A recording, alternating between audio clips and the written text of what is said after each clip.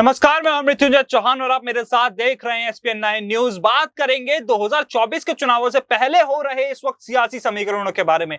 और जो सियासी समीकरण इस वक्त बनने को देख रहे हैं, जो बन रहे हैं, उसको देखकर 2024 के चुनाव पर क्या असर पड़ सकता है। एक एक राज्य के बारे में बात करने वाले हैं, चाहे वो बिहार की बात हो, चाहे वो उत्तर प्रदेश की बात हो, 5 राज्यों की बात हो जिनमें चुनाव हुए, या आने वाले विधानसभा चुनावों की बात हो। तो इस सभी बातों पर चर्चा के लिए मेरे साथ मौजूद है मेरे सहयोगी दीपक। धन्यवाद। तो दीपक, सबसे पहले देखिए, 5 राज्यों में कांग्रेस पार्टी हारी, बीजेपी की 4 में सरकार बनी, 1 में आम आदमी पार्टी की सरकार बनी। उत्तर प्रदेश जैसे राज्य में जहां पर 80 विधानसभा सीटें हैं, उसके बाद देखिए बिहार के एमएलसी चुनावों की बात करते हैं, वहां पर देखिए इस बार राष्ट्रीय जनता दल जो लालू प्रसाद यादव की पार्टी है, उसको अच्छा खासा जनमत मिला है।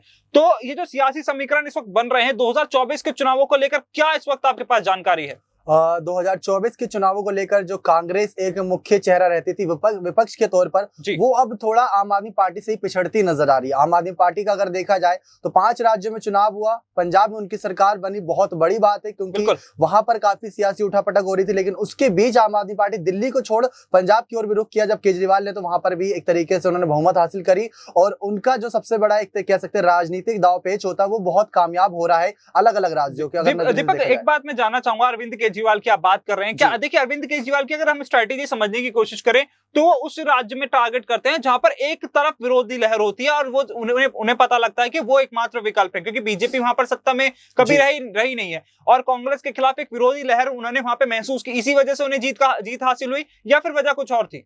वही आप जो पहला एक जवाब था कि कांग्रेस इस समय आम आदमी से ही पिछड़ती नजर आ रही है। पंजाब में अगर देखा जाए तो वही हाल था, बीजेपी वहां पर अपने कहीं ना कहीं चुनावी रोटियां सेकने की कोशिश में थी, उसमें कामयाब नहीं हो पाई। आम आदमी पार्टी ने बहुमत हासिल करी। लेकिन अब इस समय जो गुजरात चुनाव चर्चाओं में है और 2024 को लेकर चर्चा अभी से ही तेज है कि वहां पर कौन सी पार्टी से मुख्य चेहरे होंगे और मोदी लहर जो चल रही है उसको कौन रोक पाएगा, कौन सी ऐसी विपक्षी पार्टी है जो सबसे ज्यादा मुख्य चेहरों के तौर पर चर्चाओं में रहेगी। जैसे पिछले इलेक्शन की बात करें, प्रधानमंत्री नरेंद्र मोदी के खिलाफ राहुल गांधी को लेकर चर्चाएं तो थी। आम आदमी पार्टी काफी ज्यादा सक्रिय नहीं थी उस समय, क्योंकि उनको पता था कि इस समय उनकी दाल नहीं गलने वाली चुनाव में, क्योंकि वहां पर इतनी मजबूत नजर नहीं आ रही थी। लेकिन इस बार की बात करें तो इस बार अरविंद केजरीवाल काफी सक्रिय हैं और अलग अलग राज्यों पर इसी वजह से शायद वो मुख्यमंत्री भगवंत मान के साथ गुजरात भी पहुंचे थे, साबरमती आश्रम भी पहुंचे थे। दीपक, इसी से एक सवाल लूंगा कि देखिए गुजरात में भी विधानसभा चुनाव होने वाले हैं, गुजरात के बारे में भी हम लगातार नजर बनाए रखें। गुजरात पर कांग्रेस पार्टी लगातार कैंपेन कर रही है, आम आदमी पार्टी भी लगातार कैंपेन कर रही है, बीजेपी अभी इतनी सक्रिय नहीं है।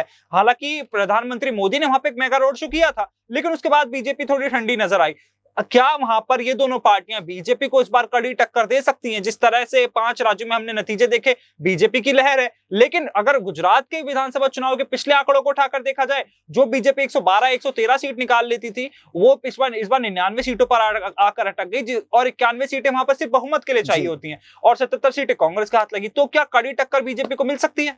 सबसे पहले तो ये देखना होता है कि विपक्षी के पास ऐसा क्या एक जो एजेंडा हो सकता है नरेंद्र मोदी के खिलाफ या बीजेपी पार्टी के खिलाफ, जिसको विपक्ष उठा सके, जनता के समक्ष रख सके कि हाँ, इन्होंने, इन पार्टियों ने ये गलतियां करी हैं, हम अपने जब सरकार बनाएंगे अगर गुजरात में तो ये सब समस्या को सुलझाते नजर आएंगे। तो अगर गुजरात में ऐसा कोई मुद्दा निकलकर सामने आ रहा है, जैसे पिछली बार की बात थी जीएसटी को लेकर, काफी ज्यादा वहां पर जो बिजनेसमैन है वो भड़के हुए थे और गुजरात को कहती है कि वहां पर काफी बिजनेसमैन मास्टरमाइंड रहते हैं, टेक्सटाइल इंडस्ट्री है और भी कई सारी इंडस्ट्रीज वहां पर हैं। बिल्कुल, तो उनका काफी मुख्य रोल रहता है ऐसे चुनावों में, क्योंकि जहां बिजनेसमैन है उनके बहुत बड़े कह सकते हैं बिजनेस होते हैं जिनसे लोग जुड़े होते हैं, लोग भी अपने बिजनेस के मालिक की सुनते हैं, वो अपने रोजगार को देखते हैं। तो उसको देखते हुए बीजेपी पिछली बार मात खाते खाते बची थी और कांग्रेस सरकार बनाते बनाते बची थी। लेकिन इस बार शायद वो एक भी मौका नहीं छोड़ना चाहेगी, उन्हीं मुद्दों को फिर से, यानी गड़े मुद्दों को फिर से उखाड़ कर यहाँ पर सामने लाएगी और जो इस बार और नए मुद्दे निकलकर सामने आ रहे हैं उनको भी समक्ष रखना चाहेगी जनता के। और ये सब अभी से ही करना होगा, क्योंकि एक बार नरेंद्र मोदी, योगी, अमित शाह अगर वहां पर चुनावी मैदान पर उतरे, रैलियां शुरू कर दी,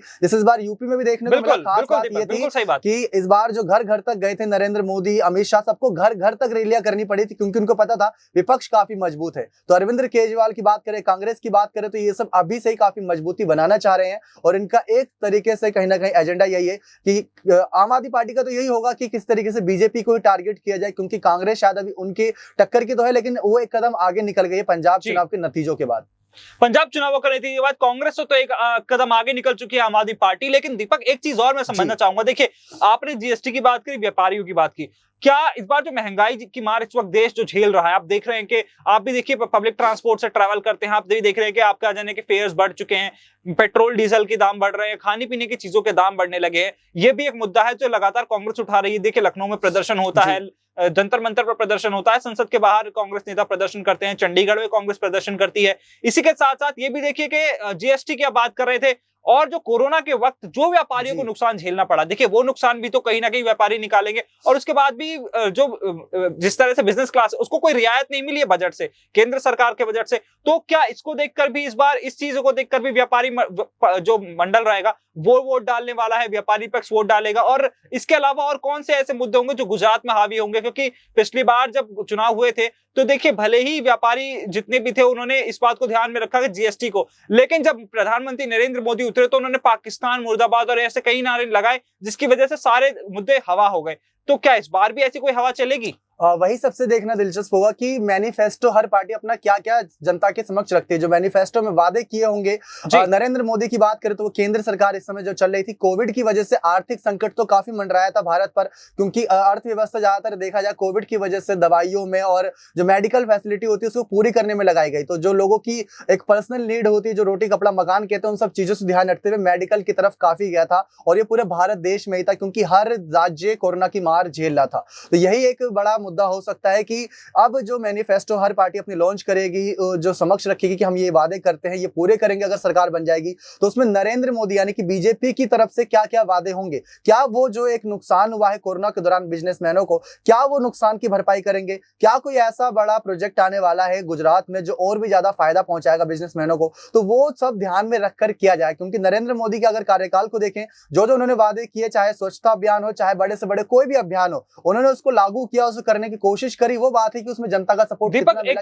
चीज और, आप जैसे आपने गुजरात की बात की, डेवलपमेंट की आपने बात में गुजरात की, देखिए 2014 की आप बात करें तो 2014 में प्रधानमंत्री मोदी जब उस वक्त गुजरात के मुख्यमंत्री थे, वो गुजरात मॉडल को आगे रिप्रेजेंट करके देश के सामने रखते हैं और कहते हैं कि मैं इस तर्ज पर पूरे देश को बनाना चाहता हूं। गुजरात को एक बहुत बड़े डेवलप मॉडल की तरह प्रोजेक्ट किया गया, लेकिन उसी मॉडल के अंदर जा रहे हैं अरविंद केजरीवाल। क्या दिल्ली मॉडल को लेकर के जाएंगे इस बार वहां पे गुजरात में? क्योंकि दिल्ली मॉडल तो पंजाब की जनता को पसंद आया, तो क्या गुजरात की जनता भी उसको पसंद करेगी? बिल्कुल, यही सबसे मेन सवाल एक तरीके से ये कि जनता काम देखती है और काम किस सरकार ने किस राज्य में कितना किया है। और नरेंद्र मोदी को देखे तो गुजरात में जब से कह सकते हैं इनका एक गढ़ रहा है, काफी चुनावी प्रक्रिया में सक्रिय रहे हैं। और केजरीवाल दिल्ली में, जो कि राजधानी है पूरे भारत देश की, पूरे भारत की, और वर्ल्ड वाइड निगाहें दिल्ली पर रहती है राजधानी पर, तो जो काम दिल्ली में हुआ है वो वहां पर प्रेजेंट कर सकते हैं। उनके पास बोलने के लिए, उनके पास वादे करने के लिए काफी ज्यादा चीजें होंगी। तो कांग्रेस इसमें नजर नहीं आती इस समय, तो कांग्रेस को तो अभी इस समय थोड़ा अगर साइड दीपक, कांग्रेस को भी देखिए जिस तरह से लगातार ही आपने बताया कि दिल्ली मॉडल को रिप्रेजेंट कर सकते हैं आगे अरविंद केजरीवाल, क्या कांग्रेस अपने किसी स्टेट को ऐसे रिप्रेजेंट नहीं कर सकती? राजस्थान है, छत्तीसगढ़ है, हेमंत सोरेन के साथ जो उनकी सरकार है झारखंड में, वहां रिप्रेजेंटेशन नहीं किया जा सकता? क्या किसी एक मॉडल को कांग्रेस आगे नहीं रख सकती सरकार बनाने के लिए? वो अपने पुराने वादे, जो पुरानी चीजें, पुराने काम उनको दिखा सकती है। लेकिन एक चीज जो है, जो पिछले कुछ चुनावों में देखा कि अगर पंजाब की बात करें या यूपी की बात करें, जहां पर वो चुनाव हारे हैं, किस वजह से हारे हैं, सब बड़े चेहरे थे, प्रियंका गांधी, राहुल गांधी उससे पहले थे, सोनिया गांधी, सब काफी सक्रिय थे। अब सारे मुख्य चेहरे तो उन्होंने आजमा लिए, मुख्य चेहरे के रूप में किसे यहाँ पर खड़ा करते हैं? जो खड़ा होगा, क्या जनता उनकी बातों पर विश्वास कर पाएगा? सबसे इंपॉर्टेंट होता है हार्दिक पटेल और शायद मुझे लगता है जिग्नेश मेवानी जैसे नेताओं की बात कर रहे हैं इसके बीच में। सबसे मुख्य वही होते हैं कि उनकी बातों से कितना यहाँ पर जनता अपने आप को कनेक्ट कर पा रही है, कितना उनकी बातों में यहाँ पर आ रही है, कितना उनको समझ रही है कि अगर ये कुछ वादा कर रहा है तो उसने जो पिछला कार्यकाल किया तो उसको पूरा भी किया था, तो उसको एक बार फिर से हम एक मौका देकर देखें। लेकिन एक दो नेताओं से नहीं होने वाला, जैसा कि बताया था 99 से सीटें यहाँ पर बीजेपी ने जीती थी, तो वही चीज फिर से यहाँ पर मोदी सरकार यानी बीजेपी पार्टी भी कर सकती है। लेकिन उसमें से अब थोड़ा बहुत जो डाइवर्जन हो सकता है वो आम आदमी पार्टी की तरफ भी जाएगा, कांग्रेस की तरफ भी जाएगा। मुसीबत इस समय बीजेपी फंसेगी, क्योंकि उनके पास काफी ज्यादा मुद्दे हैं। एक बिजनेसमैन को जो बताते हैं कोविड को लेकर, और काफी और मुद्दे जो विपक्षी तैयार करने की चुनौती पर होगी इस समय। विपक्ष लगातार नए नए मुद्दे तैयार करने के लिए। अगर दीपक, अब गुजरात की हमने बात की, अब हम बात करेंगे देखिए बिहार की। बिहार में एमएलसी चुनाव हुए हैं, और एक चीज तो बदलाव वहां पे बिहार में देखने को मिला, वो ये था कि एमएलसी चुनावों में हमने देखा कि राष्ट्रीय जनता दल, राष्ट्रीय आरएलडी, राष्ट्रीय लोक दल जिसको हम कहते हैं, उसकी सीटों में वृद्धि हुई है, वो उनका वोट शेयर बढ़ चुका है। तो क्या ये मान के चले कि एनडीए की जो सरकार है, नीतीश कुमार की जो सरकार है, जिसमें बीजेपी एक गठबंधन दल है, उन पर खतरा मंडराने लगा है? क्योंकि देखिए जब वीआईपी पार्टी के कुछ विधायक बीजेपी में शामिल हुए थे तो बीजेपी सबसे बड़ा दल बन चुकी थी वहां पर बिहार में, लेकिन फिर भी देखिए कहीं ना कहीं गठबंधन की जरूरत पड़ी है सरकार के लिए। तो क्या अब ऐसा माना जाए कि 2024 के लिए बीजेपी के लिए बिहार में खतरे की घंटी बज चुकी है, जिस तरह से राष्ट्रीय लोक दल की आरएलडी की जिस तरह सीटें बढ़ी हैं, जिस तरीके से वहां पर काफी सियासी उठापटक हो रही है, उसको देखते हुए साफ पता लग रहा है कि जो बीजेपी है उनके लिए भी चुनौती एक तरीके से खड़ी हो रही है। तेजस्वी यादव कहीं ना कहीं बिहार में एक बड़ी मुश्किलें खड़ी कर रहे हैं इस वक्त। बिल्कुल, क्योंकि वो जो यंग लोग होते हैं उनकी तरफ अट्रैक्ट करना चाह रहे हैं। उनका सबसे जो अलग ही मुद्दा होता है कि किस किस पार्टियों के साथ मिलकर यहाँ पर बीजेपी को परेशान किया जा सकता है। केंद्र सरकार है बीजेपी, उनसे एक न एक गलती की उम्मीद रखेगी विपक्षी पार्टी, जिसको उठाकर मुद्दा बनाया जा सके अगले 2024 के इलेक्शन को लेकर। यूपी में तो शायद वो मुद्दा नहीं निकला, ईवीएम को लेकर बातें आ रही थी, काफी सारी बातें निकली, लेकिन अब गुजरात इलेक्शन है, वहां पर अगर देखें तो बीजेपी पार्टी फिर भी वहां पर अभी सक्रिय नहीं हुई है और आम आदमी और कांग्रेस अगले अलग ही जा रही है। लेकिन वहां बात करें एलएलडी की तो वो भी एक अलग तरीके से अब अपनी चुनावी दावपेच खेलेगी। तेजस्वी यादव, ऐसा लगा तेजस्वी यादव लगातार ऐसी बातें कर रहे हैं। तो देखिए जिस तरह से बातें निकलकर सामने आ रही हैं, हर राज्य के बारे में हम बात कर रहे हैं और बातें करी जा रही है, लेकिन आगे और क्या क्या नए नए सियासी समीकरण बनते हैं इस पर भी हमारी नजर बनी हुई है। आप ऐसी तमाम बड़ी खबरों के लिए देखते रहिए SPN9 न्यूज।